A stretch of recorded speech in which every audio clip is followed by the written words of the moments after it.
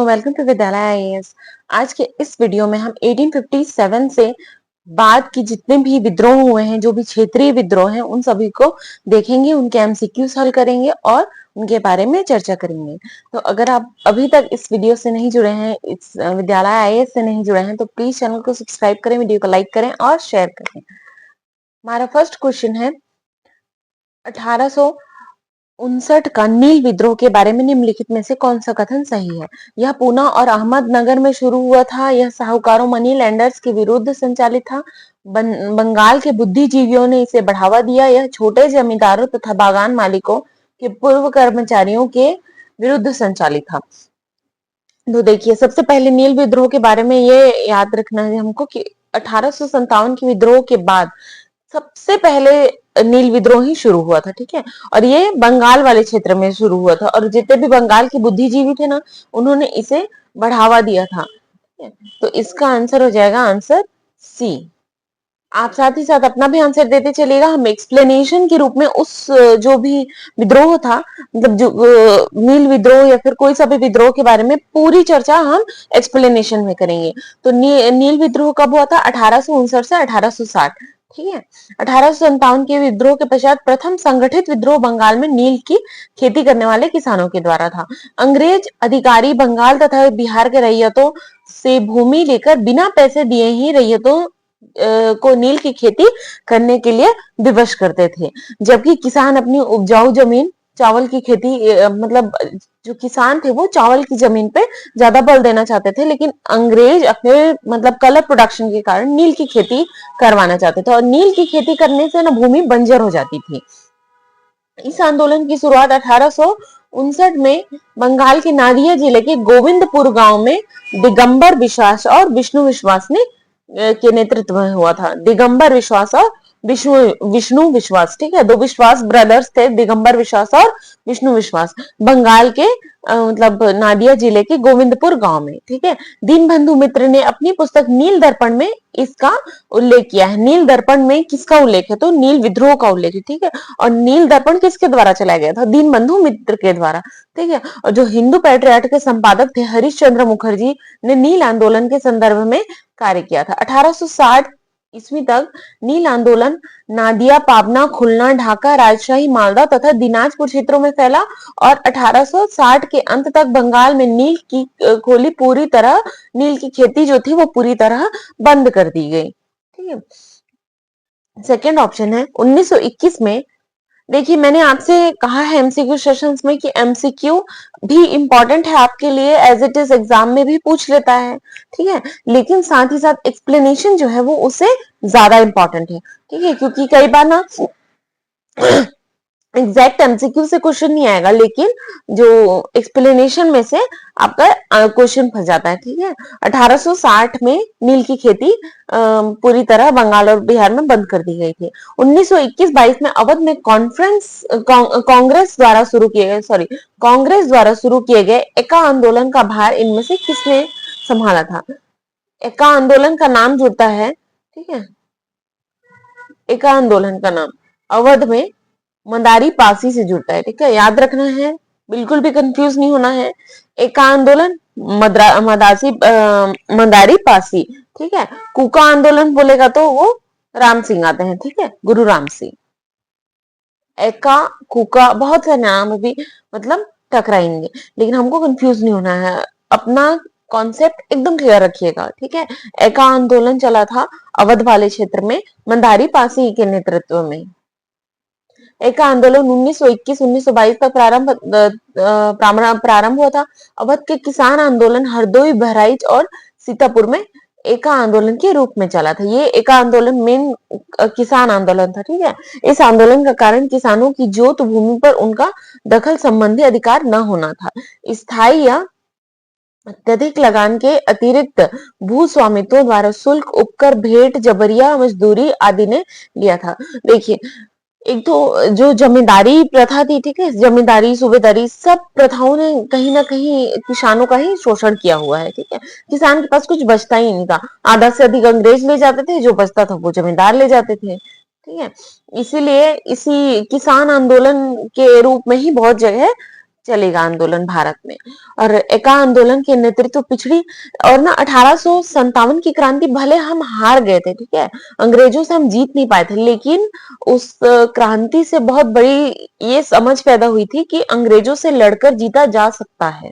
ठीक है, अगर 1857 की क्रांति ही थोड़े से उसमें हुई होती, रणनीतिक रूप से हुई रही होती, सब अपनी क्षेत्रीय मतलबों से ना लड़ रहे होते, मतलब देश की एकता के लिए लड़ रहे होते, तो शायद हमको 1857 में ही अंग्रेजों से आजादी मिल जाती।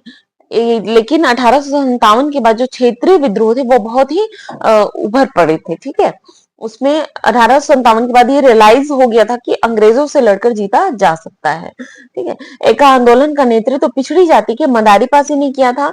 मदारी पासी ने किया था। ये जो पासी जनजाति ना, पासी जनजाति, ये बिहार और अवध वाले क्षेत्र में आपको देखने को मिलेगी। बिहार, झारखंड और अवध वाले क्षेत्र में पासी जनजाति। इन आंदोलन की मुख्य बात यह थी कि इनसे छोटे काश्तकारों के साथ छोटे जमींदार भी शामिल थे।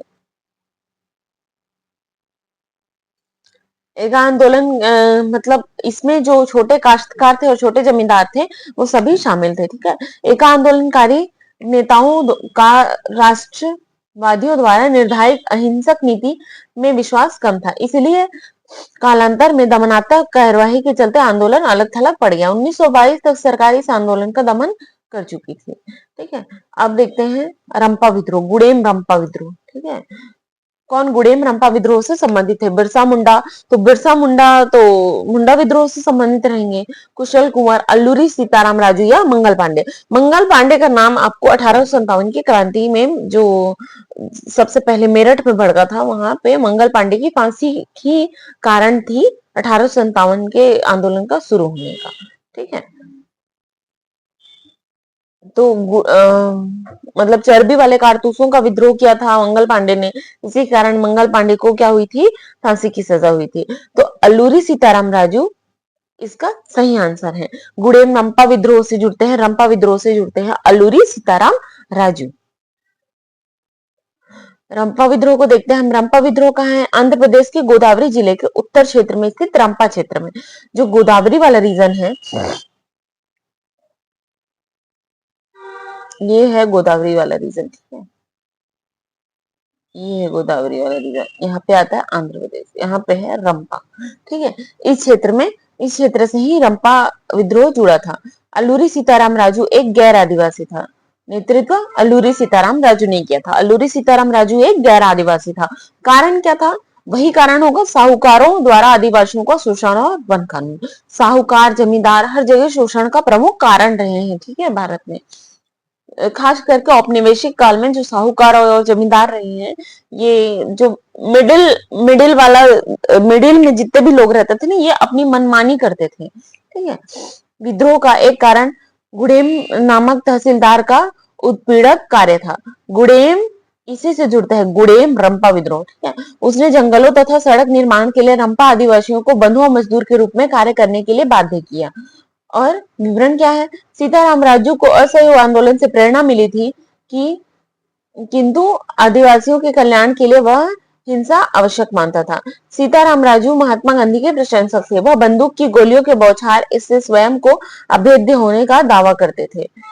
मतलब देखो, आज भी कई, अगर आप आदिवासी क्षेत्रों में जाओगे ना, तो वहां पर भी ये चीजें मानी जाती हैं कि मतलब कुछ लोग अपने आप को ही ना बहुत ज्यादा पावरफुल मानते हैं। तो ये जो लूरी सीताराम राजू थे, आगे जाके बिरसा मुंडा भी वही उसी कॉन्सेप्ट से मिले जुले लगेंगे कि इनको लगता था ना कि इनके ऊपर अगर गोलियां भी बरसा दी जाएंगी तो वो आर पार हो जाएगा, इनको कुछ नहीं होने वाला। ठीक है, तो इसी चीज का जो मिथिकल था ना, उनको नेतृत्व के लेवल पे अलग रखता था।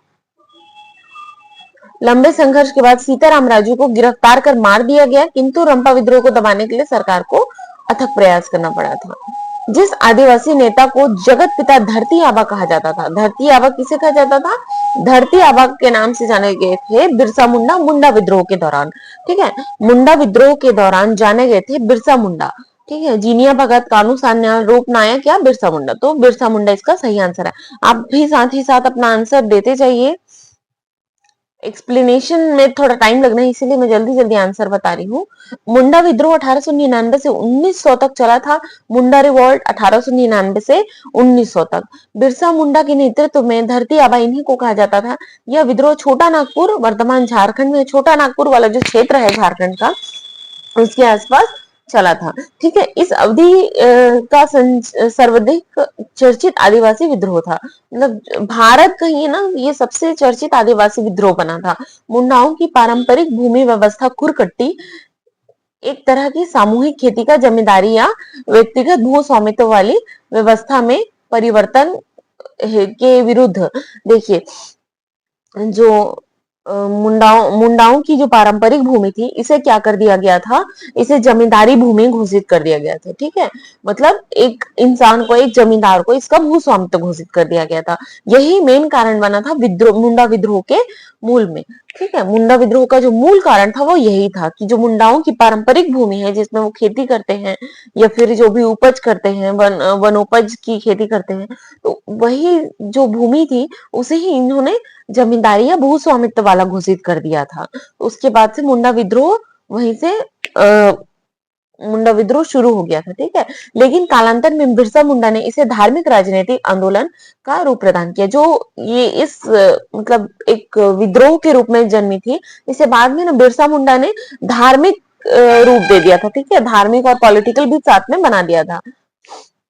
बिरसा मुंडा विद्रोह को उलगुलन विद्रोह के रूप में भी जाना जाता है। उलगुलन आंदोलन, हाँ, अगर आपसे मुंडा विद्रोह नहीं पूछेगा तो आपसे उलगुलन आंदोलन पूछेगा। ठीक है, उलगुलन विद्रोह, उलगुलन का अर्थ क्या होता है, महान हलचल। ठीक है, सन 1899 में क्रिसमस की पूर्व संध्या पर बिरसा मुंडा ने मुंडा जनजाति का शासन फिर से स्थापित करने के लिए ठेकेदारों, जागीरदारों, राजाओं, हकीमों के विरुद्ध विद्रोह का आह्वान कर दिया। ब्रिटिश समर्थकों व मुंडा जनजाति के बीच भयंकर युद्ध हुआ। इस विद्रोह में महिलाओं की भूमिका भी उल्लेखनीय रही। फरवरी 1900 में बिरसा मुंडा को सिंह भूमि में गिरफ्तार कर रांची जेल में डाल दिया गया और 1900 में ही रांची जेल में उनकी रहस्यमयी मृत्यु हुई थी। उनकी मृत्यु रहस्यमय हुई थी, सोते हुए उनको मारा गया था। ठीक है, वो सो रहे थे और उनको धोखे से मारा गया। आंदोलन का परिणाम यह रहा कि आदिवासियों को कुछ रियायत मिली, खुरकट्टी अधिकारों को मान्यता मिली और बेट बेगारी, जबरन बेगारी पर प्रतिबंध लगा दिया गया। जबरन बेगारी या बैठ बेगारी पर प्रतिबंध लगा दिया गया। यह विद्रोह 2 मायनों में महत्वपूर्ण था। 2 मायनों में महत्वपूर्ण था। पहला क्या था, औपनिवेशिक सरकार को ऐसे कानून लाने पर मजबूर किया जिसके जरिए डीकू यानी बाहरी लोग आदिवासियों पर आसानी से कब्जा न कर सके। और दूसरा कि आदिवासी भी अन्याय एवं औपनिवेशिक शोषण के खिलाफ एक विरुद्ध विद्रोह करने में सक्षम थे। देखिए, रंपा विद्रोह को दबा दिया गया, उससे पहले एका आंदोलन को दबा दिया गया। लेकिन मुंडा विद्रोह इसीलिए फेमस है क्योंकि ये इतना प्रबल विद्रोह और इतना स्ट्रांगली लड़ा गया था आदिवासियों के द्वारा कि इसे दबाया नहीं जा सका। ठीक है, भले ही उसे मार दिया गया, बिरसा मुंडा को मार दिया गया, लेकिन जो आदिवासी थे ना, उनके लिए बहुत सारे कानून लाए गए। ठीक है, अंग्रेजों के द्वारा कानून लाए गए कि एक तो बैठे बिहारी को खत्म कर दिया गया, मतलब जो बाहरी लोग, एक तो दिकुओं की प्रथा को खत्म कर दिया गया कि कोई एक जगह है तो वहां पे आदिवासी ही उस जमीन के मालिक होंगे। ठीक है, कोई बाहर वाला नहीं आएगा।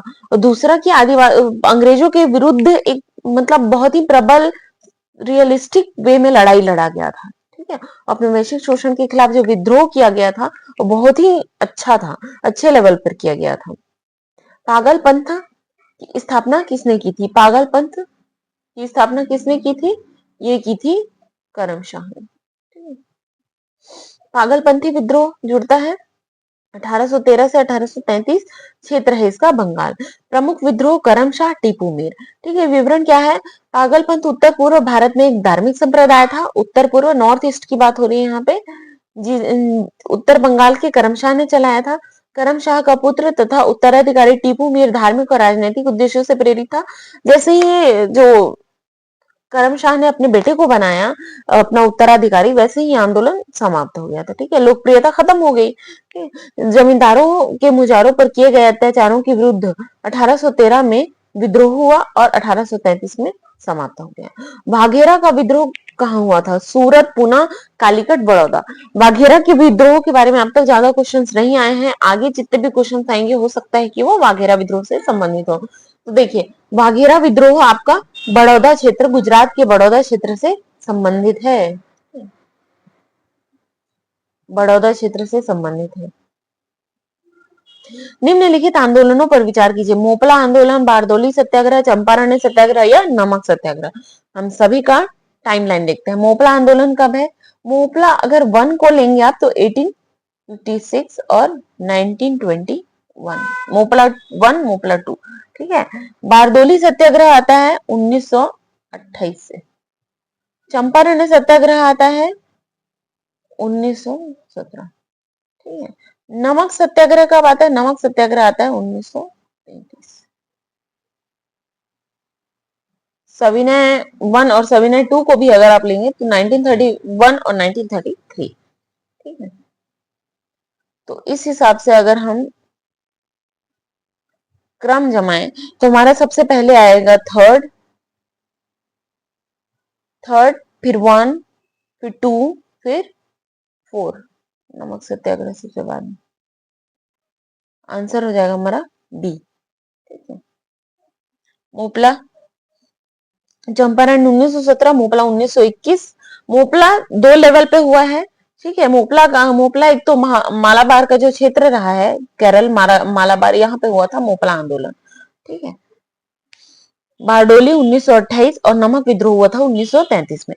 बंगाल के तेभागा किसान आंदोलन की क्या मांग थी? तेभागा किसान आंदोलन की क्या मांग थी?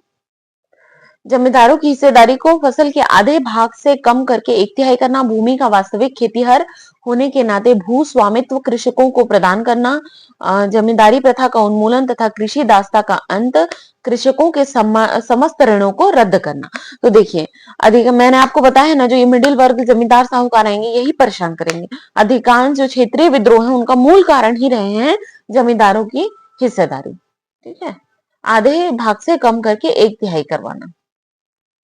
तेभागा आंदोलन के बारे में देखते हैं। तेभागा आंदोलन बंगाल के सर्वाधिक सशक्त आंदोलन था। इस आंदोलन के कारण बंगाल का भू राजस्व आयोग फ्लड कमीशन की सिफारिशों को लागू करवाना था, ठीक है। इसमें बटाईदारों की यह मांग थी कि जमींदारों या जोतदारों को दिए जाने वाले भूमि किराए के रूप में फसल का आधा हिस्सा आधे से घटाकर एक तिहाई किया जाए और हिस्सा बंटने तथा उपज बटाईदार के हमारे यहाँ गोदाम में रहेगी।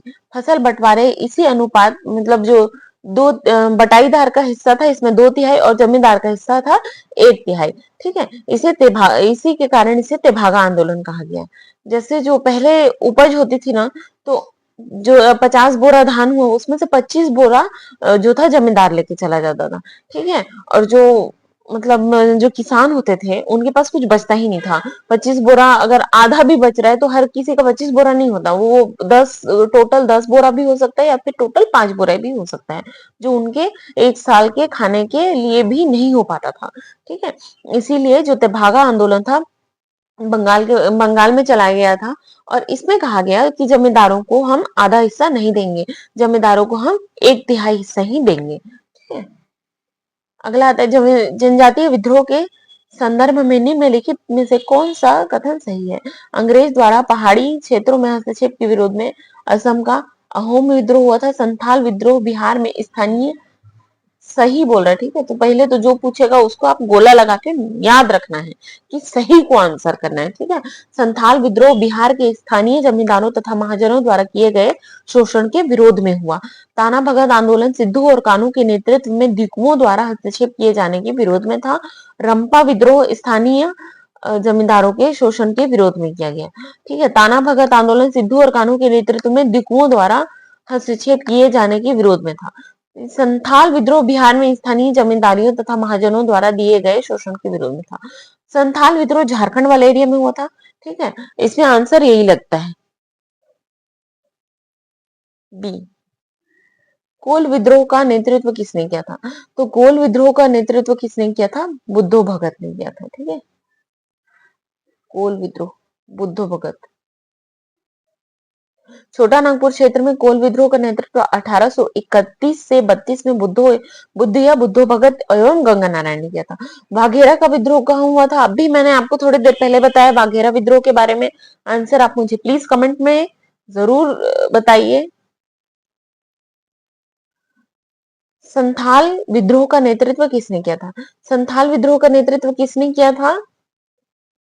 सिद्धू कान्हू ने किया था। संथाल विद्रोह झारखंड वाले क्षेत्र में हुआ था संथाल जनजाति के द्वारा। सिद्धू कान्हू ने किया था और भैरव चांद दोनों ने किया था। ठीक है, आंसर हो जाएगा ए और बी दोनों। 1855 से 56 संथाल विद्रोह का एक प्रसिद्ध आदिवासी विद्रोह था जिसमें मूलभूत आदिवासी आवेग ब्रिटिश शासन को पूर्णतः तिरस्कार जैसी भावनाएं मिलती है। ब्रिटिश शासन को ये लोग नहीं मानते थे, कोई भी बात नहीं मानना है, कोई भी बात ब्रिटिश शासन की मानना ही नहीं है। ठीक है, यही था इनका मेन मोटो। ठीक है, इस विद्रोह का नेतृत्व सिद्धू कान्हू और चांद और भैरव नामक 4 भाई थे। सिद्धू कान्हू, चांद और भैरव भाई। संथाल विद्रोह कब हुआ था? तो संथाल विद्रोह कब हुआ था? संथाल विद्रोह उठा था 1855 से 56 में, जस्ट 1857 के रिवॉल्ट से पहले। छोटा नागपुर जनजाति विद्रोह कब हुआ था? छोटा नागपुर जनजाति विद्रोह हुआ था 1820 में। ठीक है, 1820 में हुआ था छोटा नागपुर का जनजाति विद्रोह। 1820।